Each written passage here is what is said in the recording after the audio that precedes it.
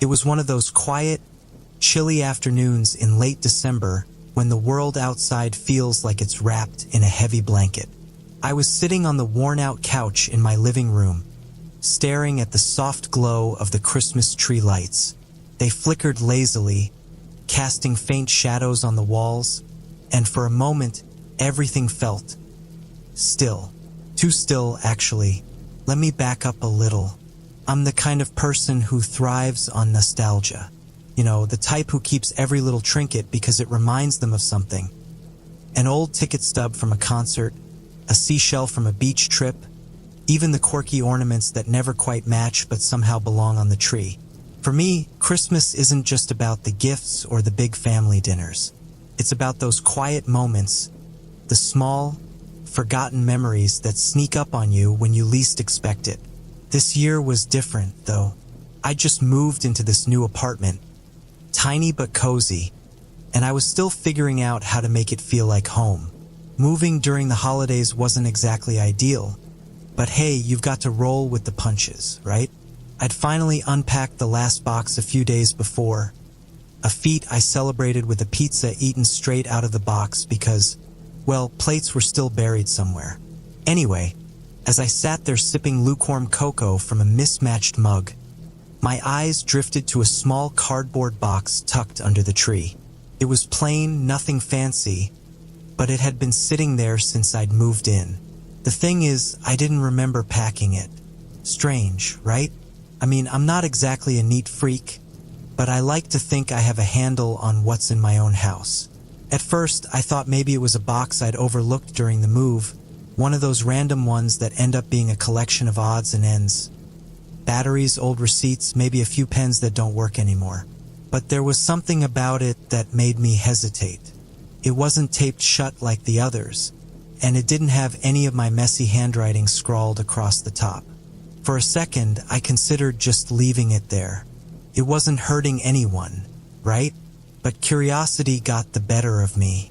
It always does. I've always been that person who can't let a mystery go, no matter how small. Growing up, I'd dig through every drawer in the house just to find out where my mom hid the Christmas presents. It's a habit that hasn't exactly faded over the years. I leaned over, grabbed the box, and pulled it into my lap. It felt lighter than I expected, almost like there was nothing inside. My fingers brushed against the edges as I slowly lifted the lid, half expecting to find, well, I wasn't sure what. A part of me hoped it was just a forgotten ornament or some knick-knack I'd thrown in during the chaos of packing. But the box was empty. At least that's what I thought at first. Then, as I tilted it toward the light, something caught my eye. A faint shimmer at the bottom, like the reflection of a distant star. I reached in and my fingers brushed against something cool and smooth, almost like glass. That's when I pulled out a small, perfectly wrapped gift. The paper was unlike anything I'd ever seen. Silver with tiny golden snowflakes that seemed to dance as I held it. It was beautiful, almost mesmerizing. Here's the thing, I didn't wrap this. I didn't even recognize the paper. And there was no tag, no name, nothing to tell me who it was from or why it was in my house. For a second, I wondered if it was some sort of prank. Maybe one of my friends had slipped it in during the move as a joke. But that didn't add up. The box had been under the tree since I got here, and no one had visited yet. I sat there for what felt like hours, just staring at the gift. A part of me wanted to rip it open right away, like a kid on Christmas morning. But another part, a bigger part, was hesitant. Something about it felt off. Not in a bad way exactly, just different. Like it wasn't meant to be opened right now. Or maybe it wasn't meant to be opened by me at all. That's when it hit me. This wasn't just a forgotten box from the move. It wasn't some stray decoration or a leftover trinket. This was something else entirely. Something I couldn't explain. And that's how it all began. For the rest of the evening, I couldn't stop thinking about that gift. I'd set it back in the box and placed it on the table, but it felt like it was calling to me from across the room.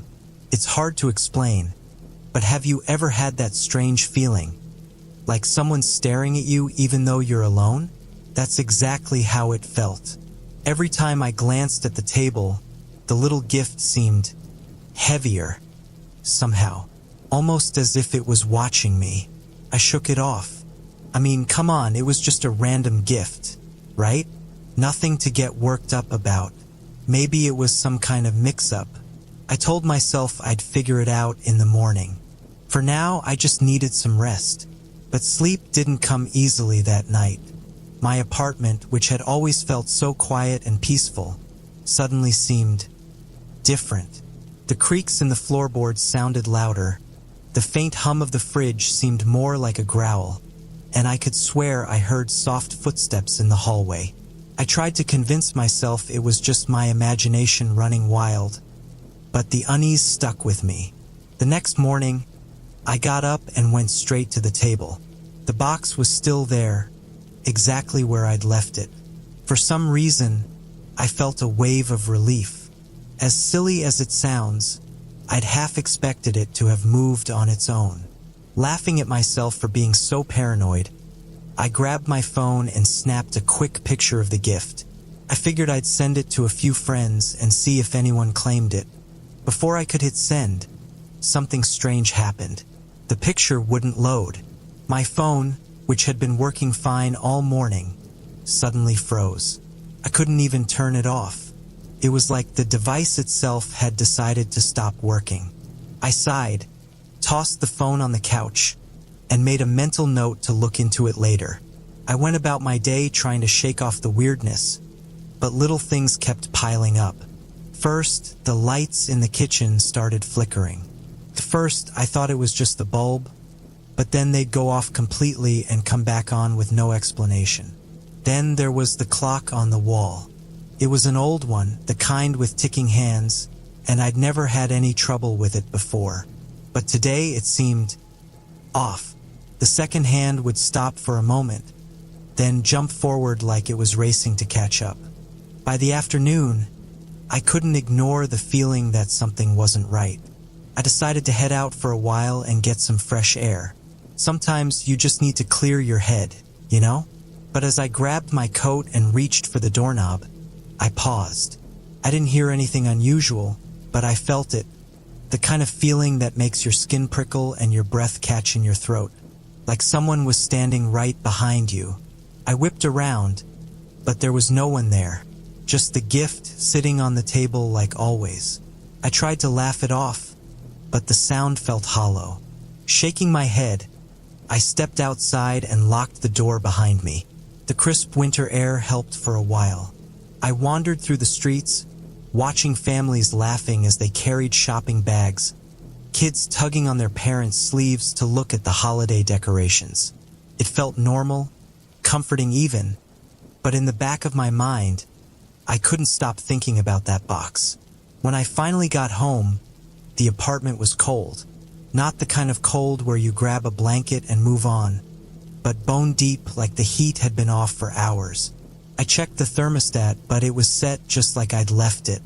That's when I noticed something else. The box was no longer on the table. My heart started pounding. I looked around the room, trying to convince myself I must have moved it without realizing. Maybe I'd knocked it off the table in my hurry to leave? But no. There it was, sitting on the floor by the Christmas tree. The lid was still on, but it didn't look exactly like I'd left it. The wrapping paper on the gift inside seemed looser, like someone or something had been messing with it. I knelt down, staring at the box, trying to decide what to do. My instincts were screaming at me to leave it alone, but my curiosity was louder. I reached out, but before I could touch it, a sharp knock at the door made me jump. I wasn't expecting anyone. In fact, I hadn't told anyone where I'd moved yet. It had been a whirlwind decision, and I hadn't gotten around to inviting people over. Slowly, I got to my feet and approached the door. Peeking through the peephole, I saw nothing, just the empty hallway. I opened the door cautiously, half expecting to see a package or maybe a neighbor who'd knocked and left. But the hallway was completely still, the kind of stillness that makes you feel like you're the only person in the world. I stepped out, looked left, then right, and saw nothing out of the ordinary. Just a faint creak in the distance, like someone walking on old wood, even though the floors here were carpeted. When I went back inside, the box had moved again. This time, it was sitting on the couch. My couch. I froze, staring at it, every hair on my body standing on end. I couldn't explain it, but I knew it wasn't me. I hadn't touched it, and there was no one else here. At least no one I could see. For the first time, I felt real fear. Not the kind of fear you get watching a scary movie, but the kind that sits heavy in your chest and whispers that something is very, very wrong. I grabbed the box, shoved it back under the tree, and tried to ignore it. But that night, as I lay in bed, I couldn't help but wonder, what was I dealing with here? And more importantly, why did it feel like this wasn't just about the gift? It was about me. That night, I barely slept. Every creak in the floor, every whisper of wind outside the window felt amplified, as if the walls themselves were alive and listening. I tried to convince myself it was all in my head, that I was just overthinking everything. But when you're lying in the dark, staring at the ceiling, logic doesn't do much to stop the shiver crawling down your spine. Morning didn't bring relief. In fact, it only got stranger. I'd left the box under the tree the night before, tucked away like a bad memory I was trying to ignore.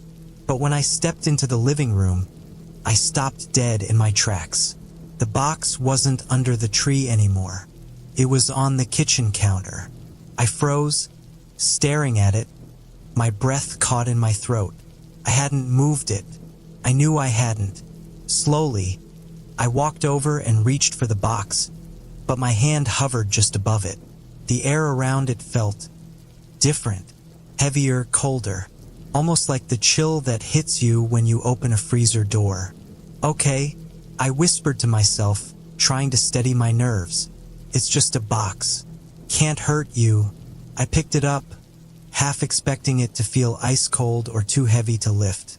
But it was light, just as it had been before. Ordinary in every way except for how it kept moving around on its own.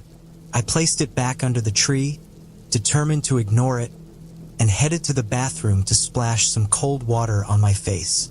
The mirror was fogged up, even though I hadn't turned on the shower. That was strange enough, but then I noticed something else. Handprints.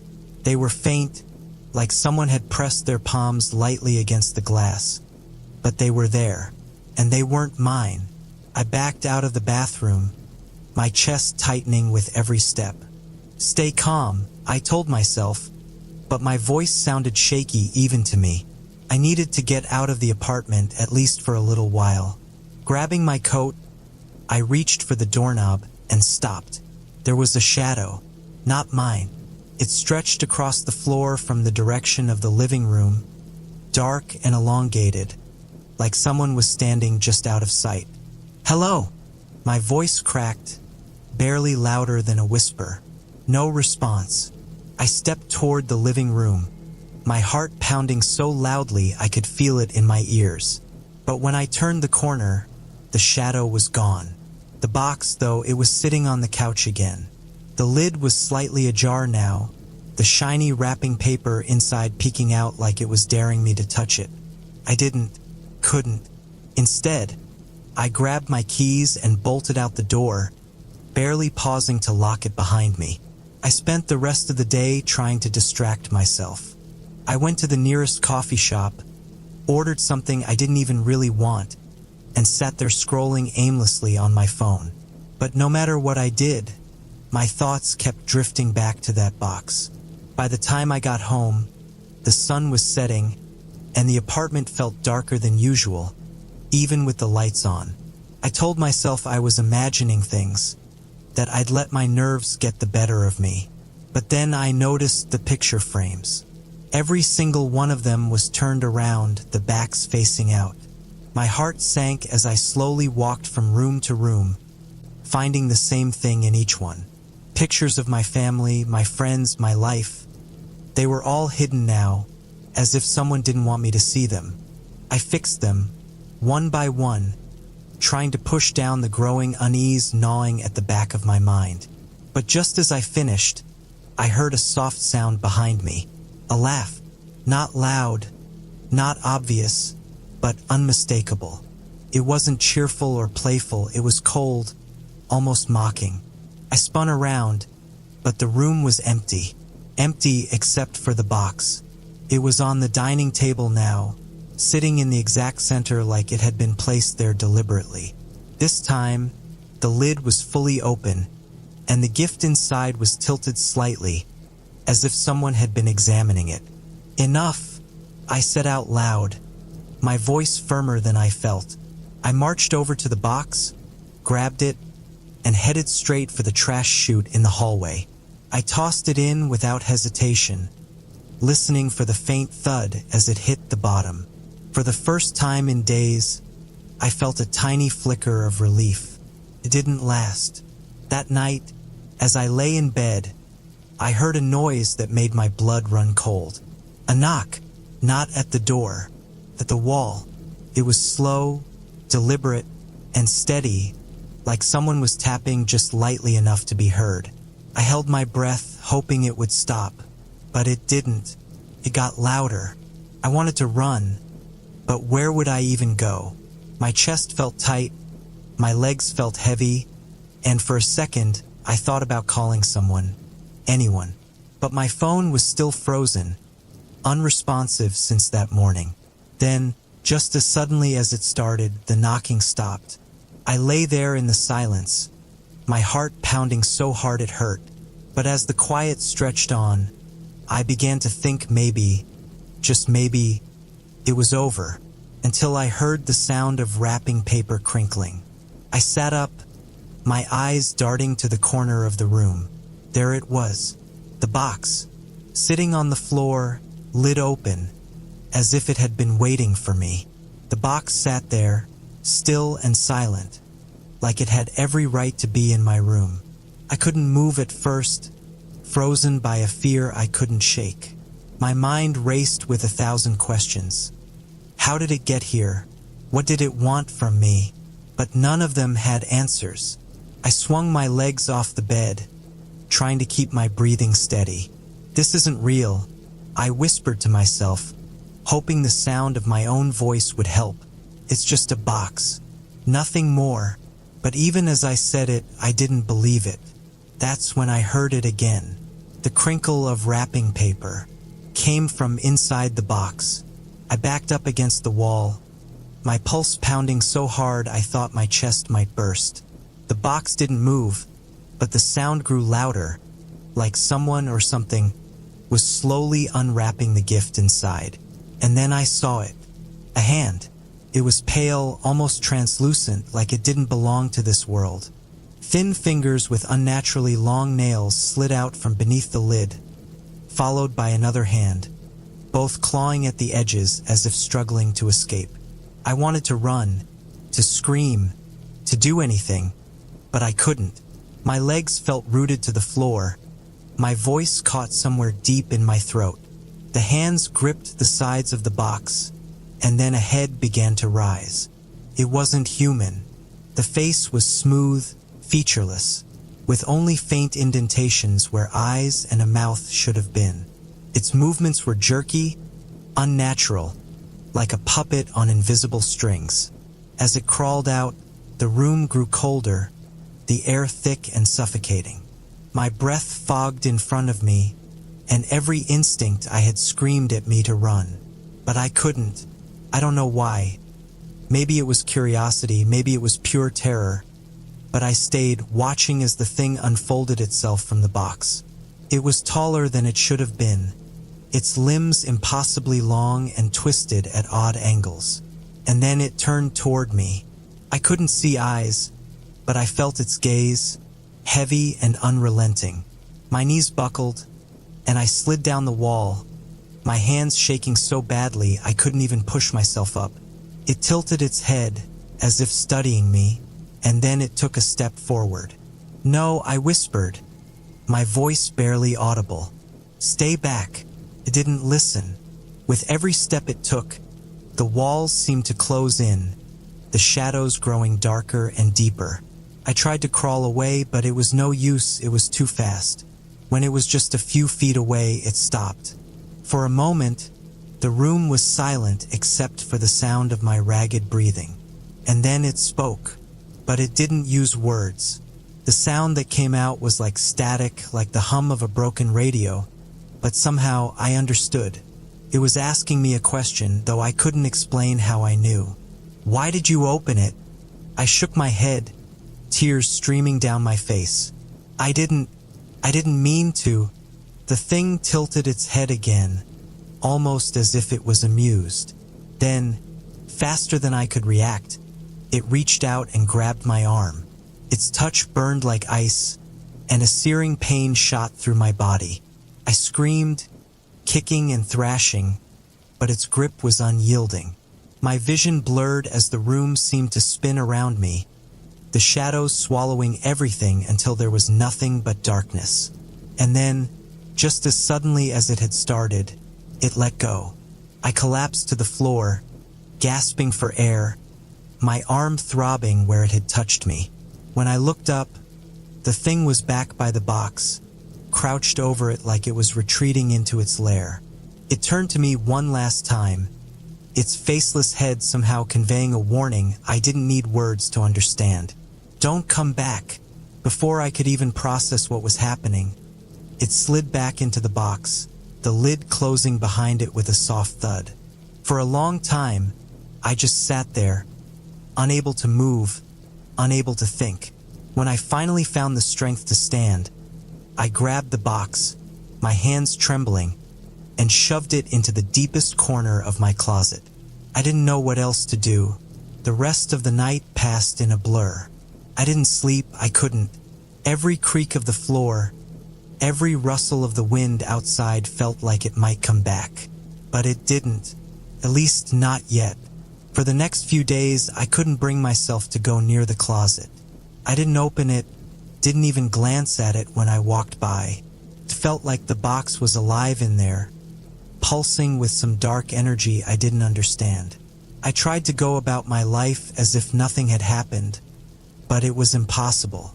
Every time I closed my eyes, I saw the thing's faceless head, its twisted limbs, and the way it had stared at me as though it knew me. But the worst part wasn't what I remembered. It was what I didn't. There were gaps in my memory from that night, moments where everything went black, like my mind was protecting me from something I wasn't ready to face. But even without those pieces, I knew one thing for sure. I couldn't stay in that apartment. I packed my things in a rush, shoving clothes and essentials into bags without bothering to fold anything. I didn't care where I went. I just needed to leave. I even considered leaving the box behind, but something stopped me. I don't know why, but I couldn't shake the feeling that if I left it, it might find a way back to me. Or worse, it might find someone else. So I took it with me. That was 3 months ago. I found a new place, far away from that apartment, and I've done everything I can to put the experience behind me. I've tried to convince myself that it wasn't real, that it was just stress or some kind of waking nightmare brought on by the chaos of moving during the holidays. But deep down, I know better. The box sits in a locked trunk now, hidden in the corner of my storage unit. I've sealed it with layers of tape, wrapped it in old blankets, and buried it under other boxes, hoping that maybe, just maybe, it'll stay there. But sometimes, late at night, I think about what the thing said, or rather, what I felt it say, "Don't come back." I can't help but wonder what it meant. Did it mean the apartment, the box, or something else entirely? And then there's the other question, the one that keeps me awake most nights. What happens if it wasn't a warning, but a promise? I've stopped talking about it with other people. At first, I tried to tell a few close friends what happened, but they just gave me that look. You know the one, the polite smile, the nods, the slight tilt of the head that says, "You've lost it." So now I keep it to myself. I tell myself it's over, that it's done. But every now and then, I feel it again. That same heaviness in the air. That same chill on the back of my neck. That same sense that I'm not really alone, even when there's no one else around. I've started checking the trunk once a week, just to make sure it's still sealed. Every time I see it sitting there, untouched and undisturbed, I feel a little relief. But it never lasts, because no matter how tightly I lock it away, no matter how far I try to run, there's one thing I can't escape: the feeling that it's waiting for me. Subscribe for more horror stories every day.